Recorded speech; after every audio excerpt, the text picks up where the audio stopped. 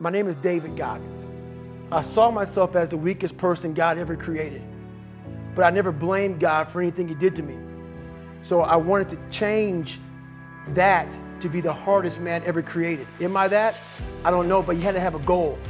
And my goal when I was sitting there, not going to school, being bullied, having no self-esteem, my goal was the only person that's gonna turn this person around is me. The only way I can turn it around is put myself through the worst things possible a human being can ever endure. And that'd be the only way that I can build this brain to handle anything that comes in front of it, callousing my mind through pain and suffering.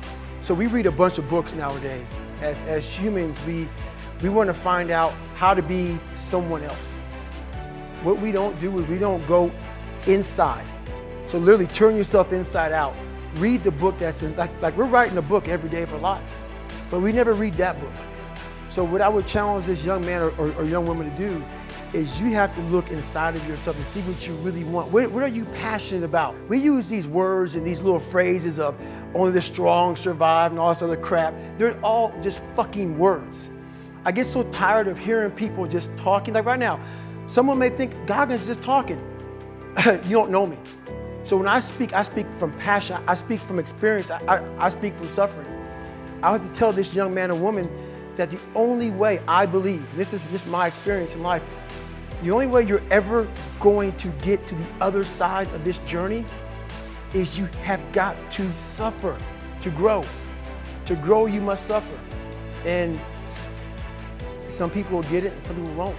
But they have to see what their journey is to start their journey. Several people live to be 100 years old and they have great lives and they have great kids. Their kids go to college and all sort of stuff.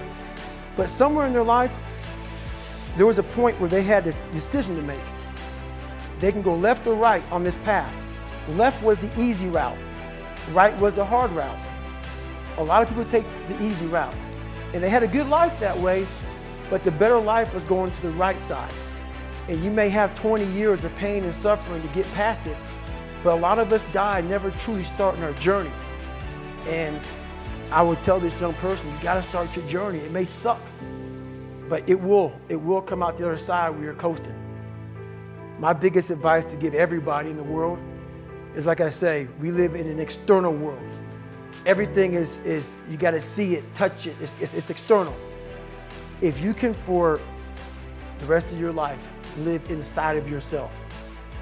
Stop listening to people who are calling you fat, gay, transsexual, nigger. Everything that is makes no sense. All these insecure people putting their insecurities on you, you gotta flush it out.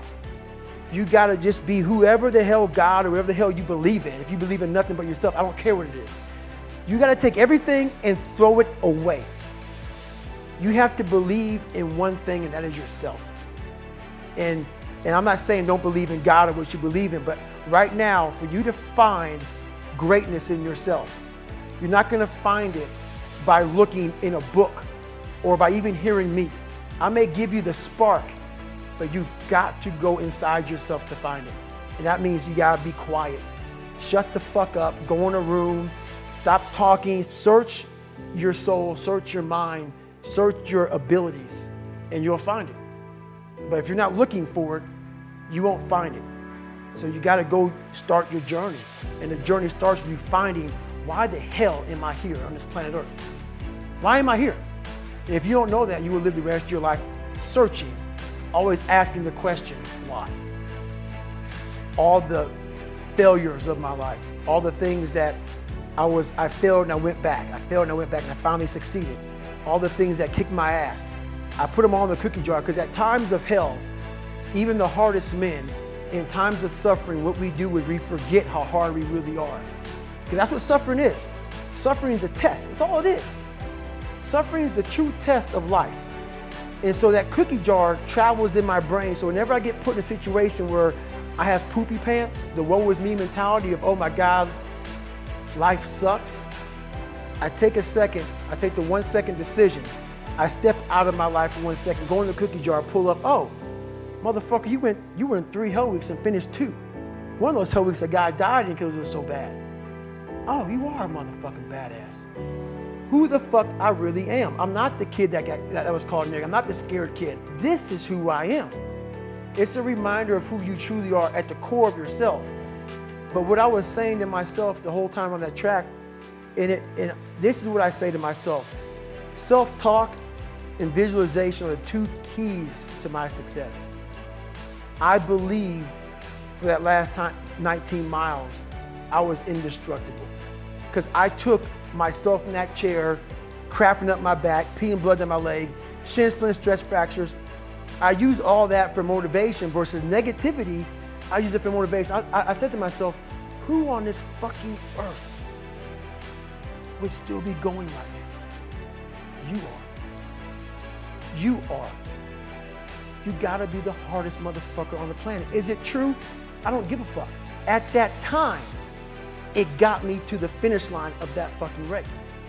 I believed it. I believe it today. I believed it enough to where my body said, he's not gonna stop. And I took all the negative things. I need to go to the hospital, this and that. And I used it all. Who the hell could even get on that chair? You did. Who the hell would even think about taping stress fractures up? You did. All those things I use for motivation. I'm the happiest man on the planet Earth. So people may take this, and as so many people do, we live in a very weakened society. So when they hear a throwback guy like me from back in the ancient days of Garanimals, they often think this guy is just whatever. So if you think that I'm some unhappy guy, you're wrong.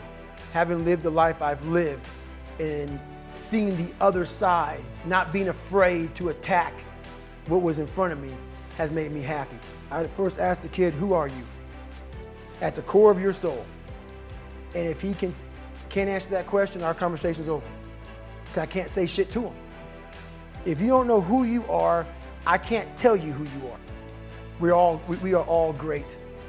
No matter if you think you're dumb, no matter if you think you're fat, no matter if you are fat, no matter if you've been bullied, or no matter if you just got back from Iraq or Afghanistan and you have no legs or your arms or whatever, man, we all have greatness. You gotta find the courage. You gotta find the courage to put your Bose headphones on and silence the noise out of this world and to find it. And to find it because it's out there, but it's gonna take hard work, courage, self-discipline. It's gonna take all the non-cognitive skills. All the non-cognitive skills to be great. You know, smart is good, all this stuff is good, that's all cognitive. It's the non-cognitive skills that set you apart from everybody else. And that's what it's all about.